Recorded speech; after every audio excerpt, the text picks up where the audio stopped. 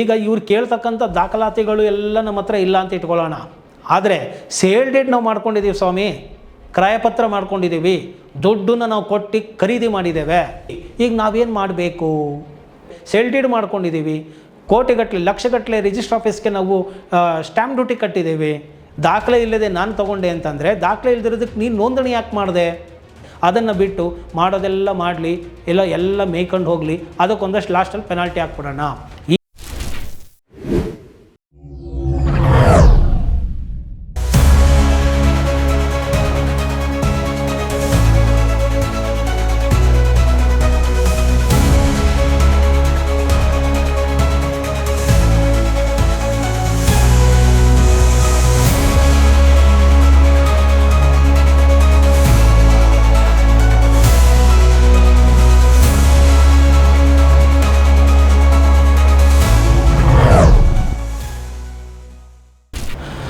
ನಮಸ್ಕಾರ ವೀಕ್ಷಕರೇ, ನಾನು ನಿಮ್ಮ ಮಂಜುನಾಥ್ ಅಡ್ವೊಕೇಟ್ ಮಾತಾಡ್ತಾ ಇರೋದು. ಕಾನೂನಿನ ಸಮಸ್ಯೆಗಳೇನಾದ್ರು ಇದ್ದರೆ ಬಂದು ಈ ಒಂದು ವಿಡಿಯೋದ ಪರದೆ ಮೇಲೆ ಕಾಣ್ತಕ್ಕಂತಹ ವೆಬ್ಸೈಟಿಗೆ ನೀವು ಹೋಗಿ ಬಂದು ಭೇಟಿ ಮಾಡಬಹುದು ಅಂತ ಹೇಳ್ತಾ ಇವತ್ತಿನ ಒಂದು ಮಹತ್ವದ ವಿಚಾರವನ್ನು ಮಾತನಾಡಬೇಕು, ಸಾರ್ವಜನಿಕರಲ್ಲಿ ತಿಳುವಳಿಕೆ ಮೂಡಿಸಬೇಕು ಅಂತ ಹೇಳಿ ಬಂದಿದ್ದಾನೆ. ಈ ಒಂದು ಸೇಲ್ ಡೀಡನ್ನು ಮಾಡಿಸಿಕೊಂಡ ನಂತರ ಈ ಒಂದು ಬಿ ಖಾತಾ ಅಂಡರಲ್ಲಿ ಇರುವಂತಹ ಪ್ರಾಪರ್ಟಿಗಳು ಏನು ಮಾಡಬೇಕು, ಈ ಖಾತಾ ಮಾಡಿಕೊಡಲು ಕೇಳುವಂತಹ ದಾಖಲಾತಿಗಳು ಇಲ್ಲದೇ ಇದ್ದಾಗ ಅಂಥವರಿಗೀಗ ಏನು ಮಾಡಬೇಕು, ಲಕ್ಷಾಂತರ ಮನೆಗಳು ಪ್ರಾಪರ್ಟಿಗಳು ಈ ಒಂದು ನಗರದ ಮಿತಿ ಒಳಗಡೆ ಇದೆಯಲ್ಲ, ಇದಕ್ಕೆಲ್ಲ ಏನು ಮಾಡಬೇಕು? ಈ ಸೇಲ್ ಡೀಡನ್ನು ಮಾಡಿಕೊಟ್ಟಂತಹ ಸರ್ಕಾರ ಕೋಟಿಗಟ್ಟಲೆ ದುಡ್ಡನ್ನು ಸಾರ್ವಜನಿಕರಿಂದ ತಗೊಂಡು ರಿಜಿಸ್ಟ್ರೇಷನ್ ಮಾಡಿಕೊಟ್ಬಿಟ್ಟು ಮತ್ತು ಈ ಬಿ ಖಾತಾ ಪ್ರಾಪರ್ಟಿಯಲ್ಲಿ ಇರುವಂತಹ ಪ್ರಾಪರ್ಟಿಗಳಿಗೂ ಕೂಡ ನೀರು, ಚರಂಡಿ, ಇನ್ನಿತರವಾದಂತಹ ಒಂದು ವಿದ್ಯುತ್ ಶಕ್ತಿ, ಈ ಎಲ್ಲ ಒಂದು ಸೌಲಭ್ಯಗಳನ್ನು ಕೊಟ್ಟರೂ ಕೂಡ ಈಗ ಮತ್ತೆ ಈ ಖಾತಾ ಯಾಕೆ ಬೇಕಾಗಿತ್ತು, ಮತ್ತು ಈಗ ಬಿ ಖಾತಾ ನಾವು ಕೊಡ್ತೇವೆ ಅಂತ ಹೇಳಿ ಮತ್ತೆ ತಿರುಗಿ ಇನ್ನೇನೋ ಒಂದು ರಾಗ ಆಡಿಕೊಂಡು ಈ ಸರ್ಕಾರ ಬಂದಿದೆ. ಈ ಎ ಖಾತಾ ಅಂದರೆ ಏನು, ಬಿ ಖಾತಾ ಅಂದರೆ ಏನು, ಅಥವಾ ಈ ಖಾತಾ ಅಂದರೆ ಏನು ಅನ್ನೋದನ್ನು ನಾವು ಇಲ್ಲಿ ನೋಡೋಣ.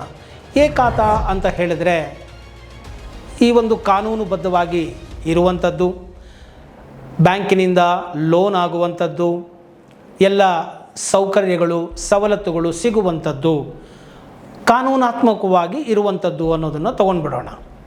ಇನ್ನು ಬಿ ಖಾತಾ ಅಂತಂದರೆ ಏನು? ಬಿ ಖಾತಾ ಅಂತ ಹೇಳಿದ್ರೆ ಕಾನೂನಾತ್ಮಕವಾಗಿ ಇಲ್ಲದೇ ಇರುವಂಥದ್ದು, ಕಾನೂನಿನ ಪ್ರಕ್ರಿಯೆಗಳನ್ನು ಪಾಲನೆ ಮಾಡದೇ ಇರುವಂಥದ್ದು, ಮತ್ತು ಬ್ಯಾಂಕಿನಲ್ಲಿ ಈ ಒಂದು ದಾಖಲೆಗಳನ್ನು ನೀವು ಕೊಟ್ಟಿದ್ದೇ ಆದರೆ ಅದಕ್ಕೆ ಲೋನ್ ಸಿಗುವುದಿಲ್ಲ, ಸಾಲ ಸಿಗುವುದಿಲ್ಲ. ಮತ್ತು ಈ ಒಂದು ಬಿ ಖಾತಾ ಪ್ರಾಪರ್ಟಿಗಳಿಗೆ ಸವಲತ್ತುಗಳನ್ನು ಕೊಡುವುದು ಕಷ್ಟ. ಸರ್ಕಾರಗಳು ಕೂಡ ಏನು ಮಾಡುತ್ತೆ, ಏನೋ ಒಂದು ನೀರು ಕೊಟ್ಟಿರುತ್ತೆ, ಕರೆಂಟ್ ಕೊಟ್ಟಿರುತ್ತೆ, ಅಲ್ಲಿ ಒಳಚರಂಡಿ ವ್ಯವಸ್ಥೆಗಳು ಸರಿಯಾಗಿ ಮಾಡಿರೋದಿಲ್ಲ, ರಸ್ತೆಗಳನ್ನು ಕೊಡೋದಿಲ್ಲ, ಈ ರೀತಿಯಾದಂತಹ ಒಂದು ಅವ್ಯವಸ್ಥೆಗಳ ಆಗರ ಆಗಿರುತ್ತೆ ಈ ಬಿ ಖಾತಾ ಪ್ರಾಪರ್ಟಿಗಳು ಆಗಿರುತ್ತೆ.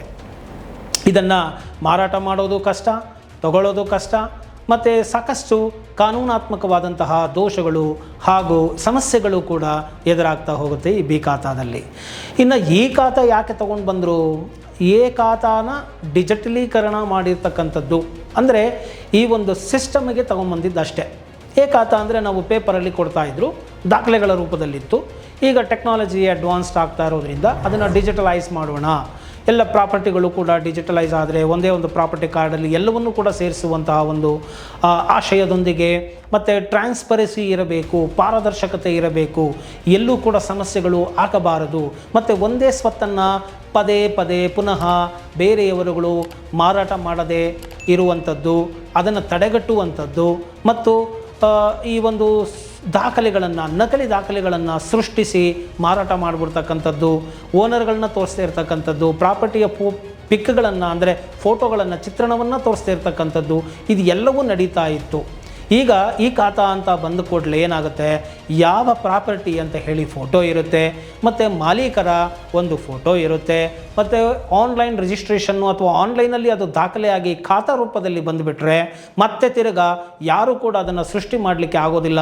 ಯಾವ ಮೂಲೆಯಲ್ಲಿ ಆದರೂ ಕೂಡ ಆ ಒಂದು ಸರ್ವೆ ನಂಬರು, ಖಾತಾ ನಂಬರು, ಪ್ರಾಪರ್ಟಿ ಡೀಟೇಲ್ಸ್ ಹಾಕಿದ್ರೆ ಯಾರು ಮಾಲೀಕರು ಇದಕ್ಕೆ ಪ್ರೆಸೆಂಟು ಅನ್ನೋದು ಗೊತ್ತಾಗೋಗೋದ್ರಿಂದ ಯಾವುದೇ ದಾಖಲೆಗಳನ್ನು ನಕಲಿ ಮಾಡೋಕ್ಕೂ ಆಗೋದಿಲ್ಲ, ಮತ್ತು ಮೋಸ ಮಾಡೋಕ್ಕಾಗೋದಿಲ್ಲ, ನಂಬಿಕೆ ದ್ರೋಹ ಆಗೋದಿಲ್ಲ, ಮತ್ತು ಸಾರ್ವಜನಿಕರು ಕೂಡ ಮೋಸ ಹೋಗದೇ ಇರೋ ಥರದಲ್ಲಿ ಇದು ತಡೆಗಟ್ಟುತ್ತೆ, ಮತ್ತು ಮಾಲೀಕರುಗಳಿಗೂ ಕೂಡ ತಮ್ಮ ಆಸ್ತಿಗಳ ಒಂದು ಸೇಫ್ಟಿ ಅನ್ನೋದು ಇರುತ್ತೆ.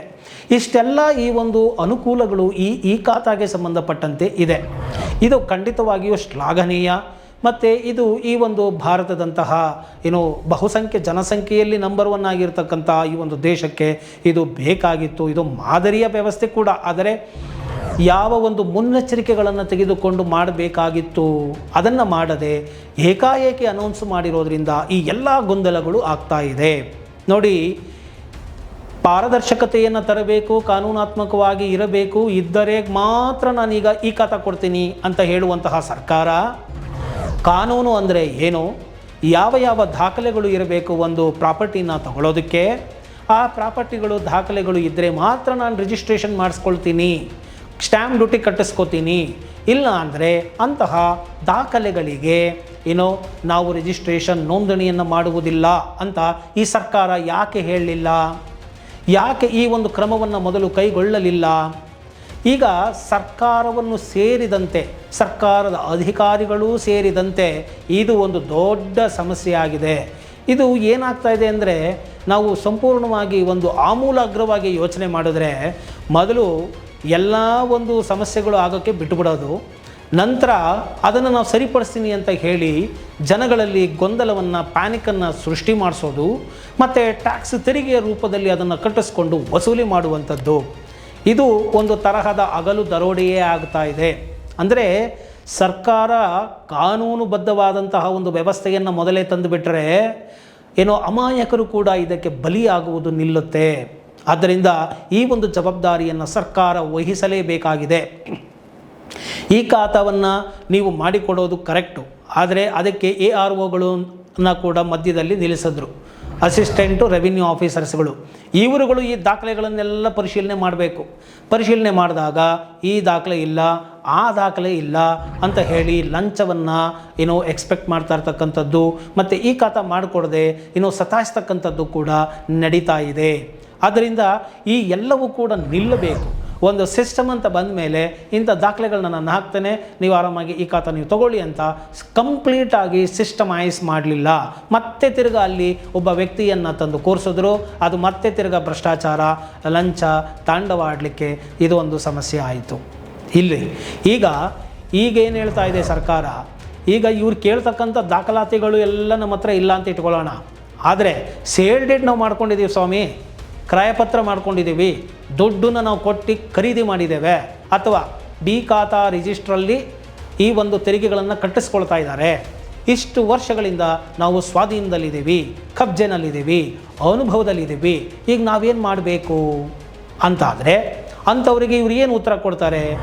ನೀವು ಕೇಳೋ ದಾಖಲೆಗಳು ನಾವು ಕೊಡೋಕ್ಕಾಗಲ್ಲ, ಇರೋ ದಾಖಲೆ ಇಷ್ಟಿದೆ, ಸೇಲ್ ಡೀಡ್ ಮಾಡ್ಕೊಂಡಿದ್ದೀವಿ, ಕೋಟಿಗಟ್ಟಲೆ ಲಕ್ಷಗಟ್ಟಲೆ ರಿಜಿಸ್ಟರ್ ಆಫೀಸ್ಗೆ ನಾವು ಸ್ಟ್ಯಾಂಪ್ ಡ್ಯೂಟಿ ಕಟ್ಟಿದ್ದೇವೆ, ಇದೆಲ್ಲ ಸರ್ಕಾರನೇ ತೊಗೊಂಡಿದೆ, ಸರ್ಕಾರದ ಸುಪರ್ದಿಯಲ್ಲಿ ಇದೆಲ್ಲವೂ ನಡೆದಿದೆ, ದಾಖಲೆ ಇಲ್ಲದೆ ನಾನು ತೊಗೊಂಡೆ ಅಂತಂದರೆ ದಾಖಲೆ ಇಲ್ಲದಿರೋದಕ್ಕೆ ನೀನು ನೋಂದಣಿ ಯಾಕೆ ಮಾಡಿದೆ ಎಂಬುವಂತಹ ಪ್ರಶ್ನೆಯು ಜನಸಾಮಾನ್ಯರಲ್ಲಿ ಎದೊಳ್ಬೇಕು. ಆ್ಯಕ್ಚುಲಿ ಇದು ಕ್ರಾಂತಿಯ ರೂಪದಲ್ಲಿ ಕೇಳಬೇಕಾಗತ್ತೆ, ಪ್ರಶ್ನೆಯನ್ನು ಮಾಡಬೇಕಾಗತ್ತೆ.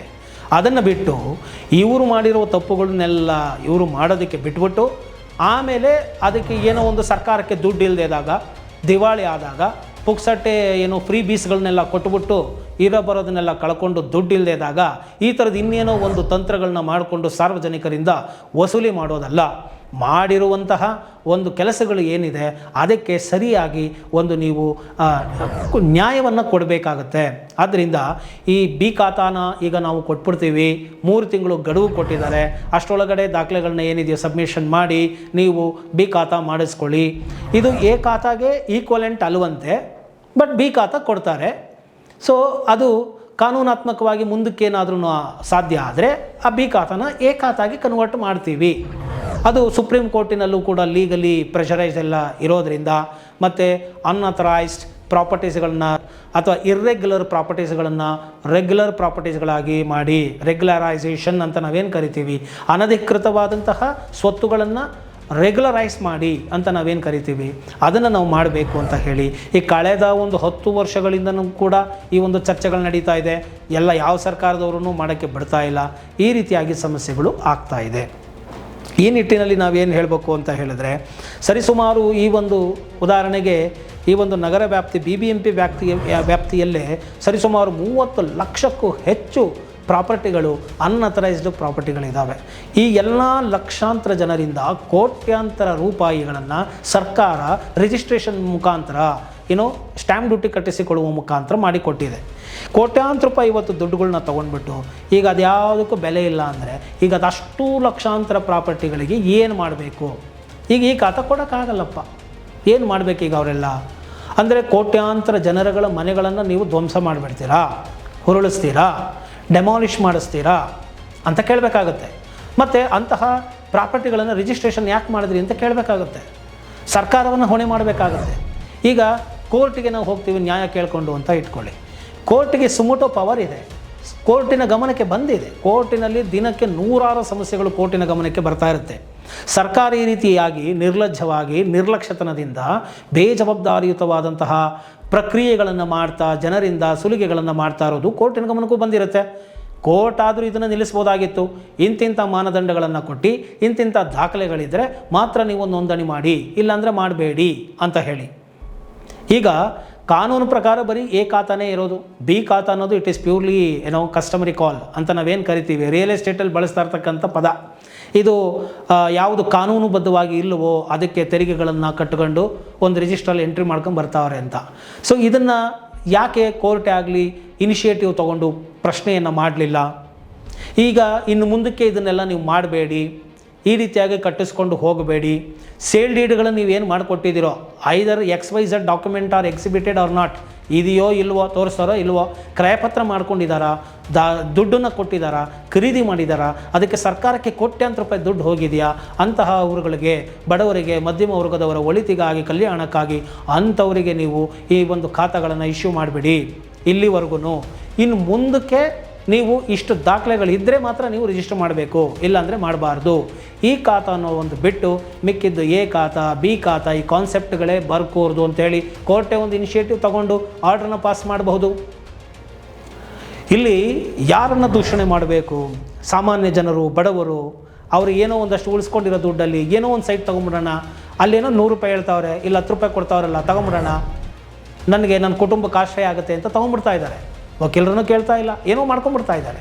ಇದೆಲ್ಲ ಮಾಡೋ ಧೈರ್ಯ ಏನಕ್ಕೆ ಅಂತ ಹೇಳಿದ್ರೆ, ಈಗ ನನ್ನ ಹತ್ರನೇ ವಕೀಲನಾಗಿ ನನ್ನ ಹತ್ರ ಸಾಕಷ್ಟು ಜನ ಬರ್ತಾರೆ, ಇಲ್ಲ ಇಂತಿಂಥ ಡಾಕ್ಯುಮೆಂಟ್ ಇಲ್ಲ, I am going to refuse, ಇದನ್ನು ತಿರಸ್ಕಾರ ಮಾಡ್ತಾ ಇದ್ದೀನಿ, ಇದನ್ನು ತೊಗೋಬೇಡಿ ಅಂತ ಹೇಳಿದರೆ, ಇನ್ನೊಂದು ಸಲ ನೋಡಿ ಸ್ವಾಮಿ ಎಲ್ಲ ದಾಖಲೆಗಳು ಎಲ್ಲಿರುತ್ತೆ, ಖಾತಾನೇ ಇರುತ್ತಾ?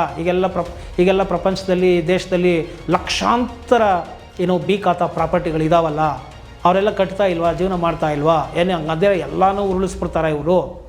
ಏನು ಮಾಡೋಕ್ಕಾಗಲ್ಲ, ನಾಳೆ ಸರ್ಕಾರ ಏನೋ ಒಂದು ಕಟ್ಟಿಸ್ಕೊಳ್ಳುತ್ತೆ, ಏನೋ ಒಂದು ಹೇಳುತ್ತೆ. ಈ ರೀತಿಯಾಗಿ ಉಡಾಫೆ ಬ್ರೋಕರ್ಗಳು, ಮಧ್ಯವರ್ತಿಗಳು ಈ ರೀತಿಯಾಗಿ ಹೇಳ್ತಾರೆ. ಮಾರ್ಕೆಟಿಂಗ್ ಮಾಡೋರು ಈ ರೀತಿಯಾಗಿ ಹೇಳಿ ಧೈರ್ಯವನ್ನು ಕೊಟ್ಟು ಮಾಡ್ತಾ ಇದ್ದಾರೆ. ಈ ಧೈರ್ಯ ಎಲ್ಲಿಂದ ಬಂತು? ಯಾಕೆ ಅಂದರೆ ಸರ್ಕಾರ ಕ್ರಮ ತಗೊಂಡಿಲ್ಲ. ಹೈಕೋರ್ಟ್ಗಳು ಇನಿಷಿಯೇಟಿವ್ ತಗೊಂಡು ಮುತುವರ್ಜಿ ವಹಿಸಿ ಸಾರ್ವಜನಿಕರ ಒಳಿತಿಗಾಗಿ ಅವರು ಕ್ರಮ ತಗೊಂಡಿಲ್ಲ, ನಿರ್ದೇಶನಗಳನ್ನು ಕೊಟ್ಟಿಲ್ಲ.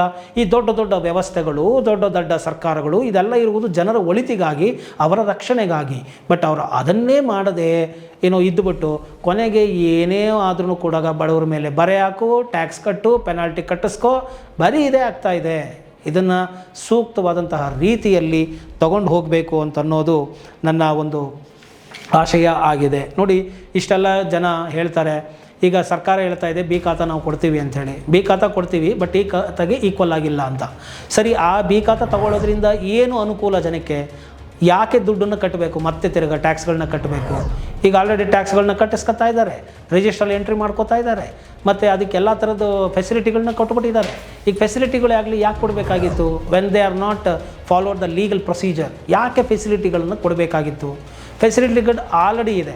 ಆದರೆ ಇವ್ರಿಗೇನಾಗೋಗ್ಬಿಟ್ಟಿದೆ ಈಗ, ಇವರು ಖಾತಾ ಥರ ನಮಗೆ ಟ್ಯಾಕ್ಸ್ ಕಟ್ತಾ ಇಲ್ಲ, ನಾವು ಎಲ್ಲ ಫೆಸಿಲಿಟಿಗಳನ್ನ ಅವ್ರು ಕೊಟ್ಬಿಟ್ಟಿದ್ದೀವಿ, ಆದರೂ ನಮಗೆ ಸರ್ಕಾರಕ್ಕೆ ತೆರಿಗೆ ಬರ್ತಾ ಇಲ್ಲ, ಆದ್ದರಿಂದ ನಾವು ಬಿ ಖಾತಾ ಅಂತ ಇಶ್ಯೂ ಮಾಡಿಬಿಡೋಣ.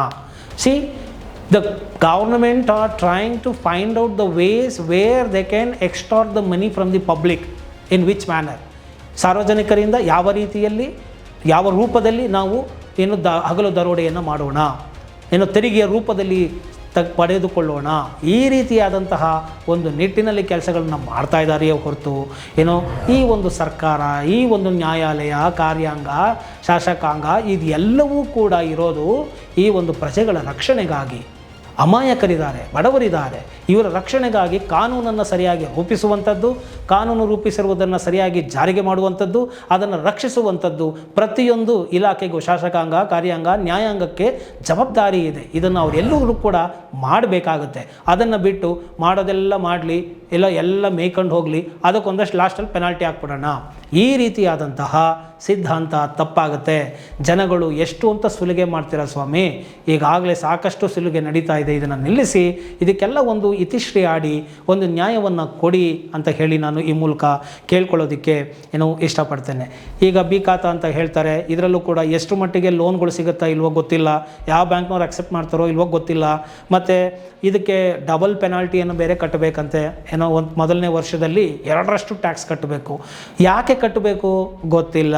ಮತ್ತು ಲೀಗಲ್ ನೆಸೆಸಿಟಿ, ಸುಪ್ರೀಂ ಕೋರ್ಟ್ನವ್ರು ತಿರ್ಗಿ ಮತ್ತೆ ಹೋಗಿ ಯಾರು ಚಾಲೆಂಜ್ ಹಾಕಿದ್ರೆ, ಈ ರೀತಿಯಾಗಿ ಅನ್ಅಥರೈಸ್ಡ್ ಎಲ್ಲ ನೀವು ಅಥರೈಸ್ಡ್ ಮಾಡ್ಕೊಂಡು ಹೋಗೋದಿದ್ರೆ, ಮತ್ತು ಲಾ ಅಬೈಡಿಂಗ್ ಸಿಟಿಸನ್ಸ್ಗಳಿಗೆ, ಲಾ ಅಬೈಡಿಂಗ್ ಪ್ರಾಪರ್ಟೀಸ್ಗಳಿಗೆ ಏನು ಬೆಲೆ? 1000 ರೂಪಾಯಿ ಇರುತ್ತೆ ಒಂದು ಎ ಖಾತಾಗೆ, ಬಿ ಖಾತಾ ಒಂದು 500 ರೂಪಾಯಿ ಇರುತ್ತೆ. ನಾಳೆ ನೀವು ಟ್ಯಾಕ್ಸ್ ಕಟ್ಟಿಸ್ಕೊತೀನಿ, ರೆಗ್ಯುಲರೈಸ್ ಮಾಡ್ತೀನಿ ಅಂದರೆ ಒಂದು 100 ರೂಪಾಯಿ ಪೆನಾಲ್ಟಿ ಹಾಕಿದ್ರೆ 600 ರೂಪಾಯಿಗೆ ಸಿಗುತ್ತೆ ಅಂತ ಆಗೋಗ್ಬಿಟ್ರೆ ಯಾಕೆ 1000 ರೂಪಾಯಿ ಕೊಟ್ಟು ಒಬ್ಬ ಮನುಷ್ಯ ಹೋಗ್ತಾನೆ ಎ ಖಾತಾ ತೊಗೊಳಕ್ಕೆ? ಆದ್ದರಿಂದ ಈ ಗೊಂದಲಗಳನ್ನ ಬಿಟ್ಬಿಡಿ. ಎ ಖಾತಾ, ಬಿ ಖಾತಾ, ಈ ಖಾತಾ, ಇದೆಲ್ಲ ಗೊಂದಲಗಳು ಬೇಡ. ಇಲ್ಲಿವರೆಗೂ ಯಾರು ದುಡ್ಡು ಕೊಟ್ಟು ಟೈಟಲ್ ಇದೆಯೋ, ಸೇಲ್ ಡೀಡ್ ಮಾಡ್ಕೊಂಡಿದ್ದಾರೋ, ಸ್ವಾಧೀನದಲ್ಲಿದ್ದಾರೋ, ಒಂದಷ್ಟು ಬೇಸಿಕ್ ಡಾಕ್ಯುಮೆಂಟ್ ಕೊಡ್ತಾರೋ ಅದನ್ನು ತಗೊಂಡು ನೀವು ರೆಗ್ಯುಲರೈಸ್ ಮಾಡಿ ಟ್ಯಾಕ್ಸ್ ಕಟ್ಕೊಂಡು ಅವ್ರಿಗೆ ಬ್ಯಾಂಕ್ ಲೋನ್ ತೊಗೊಳ್ಳೋ ಮಟ್ಟದಲ್ಲಿ ಅವ್ರಿಗೆ ಕಾನೂನನ್ನು ಕೊಟ್ಬಿಡಿ, ಕಾನೂನನ್ನು ಮಾಡಿ. ನೆಕ್ಸ್ಟ್ ಅದೆಲ್ಲವೂ ಕೂಡ ಸಿಸ್ಟಮ್ಗೆ ತೊಗೊಂಡು ಬನ್ನಿ, ಈ ಖಾತಾ ಇಶ್ಯೂ ಮಾಡಿ. ಇನ್ನು ಮುಂದಕ್ಕೆ ಪ್ರಾಸ್ಪೆಕ್ಟಿವ್, ಇನ್ನು ಮುಂದಕ್ಕೆ ಎಲ್ಲ ಈ ಖಾತಾನೇ ಈ ಥರ ಲೀಗಲೈಸ್ ಆಗಿ ಇರಬೇಕು. ಇದ್ದರೆ ಲೇಔಟ್ ಮಾಡಬೇಕು, ಇಲ್ಲಾಂದರೆ ಇಲ್ಲ. ಸಾವಿರಾರು ಲೇಔಟ್ಗಳು ಆಗೋಕ್ಕೆ ಹೆಂಗೆ ಬಿಟ್ರಿ ನೀವು? ಸರ್ಕಾರಕ್ಕೆ ಗೊತ್ತಿಲ್ವಾ? ಎಷ್ಟೋ ಜನ ಮಾಡ್ತಾರೋರೆ ಪೊಲಿಟಿಷಿಯನ್ಗಳು ಬೇರೆಯವ್ರ ಬೇನಾಮಿ ಹೆಸರುಗಳಲ್ಲಿ ಲೇಔಟ್ಗಳನ್ನ ಮಾಡ್ತಾ ಇರೋದು, ಇನ್ಸ್ಟಿಟ್ಯೂಟ್ಗಳು ಮಾಡ್ತಾ ಇರೋದು, ರಾಜಕಾಲುವೆಗಳು ನುಂಗ್ತಾ ಇದ್ದಾರೆ. ಎಲ್ಲವನ್ನೂ ಕೂಡ ಅತಿಕ್ರಮ ಆಗ್ತಾ ಇದೆ. ಇದೆಲ್ಲ ತಡೆಗಟ್ಟಬೇಕು ಅನ್ನೋದನ್ನು ನಾನಿಲ್ಲಿ ಹೇಳ್ತಾ ಹೋಗ್ತೇನೆ. ಸೊ ನೀವೇನೇ ದುಡ್ಡು ಕಟ್ಟಿಸ್ಕೊಳ್ಳಿ, ಅದಕ್ಕೆ ನೀವೇನು ಕೊಡ್ತೀರಾ, ಕಾನೂನು ಮಾನ್ಯತೆ ಏನು ಕೊಡ್ತೀರಾ ಅನ್ನೋದನ್ನು ನೀವು ಸ್ಪಷ್ಟಪಡಿಸಿ ಸರ್ಕಾರದವರು ಮುಂದೆ ಹೋಗಬೇಕು. ಈ ಖಾತಾ ಅನ್ನೋ ಗೊಂದಲವನ್ನು ನಿವಾರಣೆ ಮಾಡಬೇಕು. ಈಗೇನೋ ತಿರ್ಗಾ ಬಿ ಖಾತಾ ಕೊಡ್ತೀವಿ ಅಂತ ಕೂತವ್ರೆ. ಸೊ ಇದಕ್ಕೂ ಕೂಡ ಕರೆಕ್ಟಾಗಿ ಸ್ಪಷ್ಟನೆಯನ್ನು ಕೊಟ್ಟು ದುಡ್ಡನ್ನು ಕಟ್ಟಿಸ್ಕೊಂಡು ಜನಗಳಿಗೆ ನೆಮ್ಮದಿಯಾಗಿ ಬದುಕೋಕೆ ಬಿಡಿ ಸ್ವಾಮಿ ಅಂತ ಹೇಳ್ತಾ ಈ ಒಂದು ವಿಡಿಯೋವನ್ನು ಇಲ್ಲಿಗೆ ಮುಗಿಸ್ತಾ ಇದ್ದೀನಿ. ಇಷ್ಟ ಆಗಿದೆ ಆದಲ್ಲಿ ಮರ್ಯಾದೆ ಹಾಗೆ ಲೈಕ್ ಕೊಡಿ ಹಾಗೂ ಇತರರಿಗೂ ಶೇರ್ ಮಾಡಿ. ಜೈ ಹಿಂದ್, ಜೈ ಕರ್ನಾಟಕ ಮಾತೆ.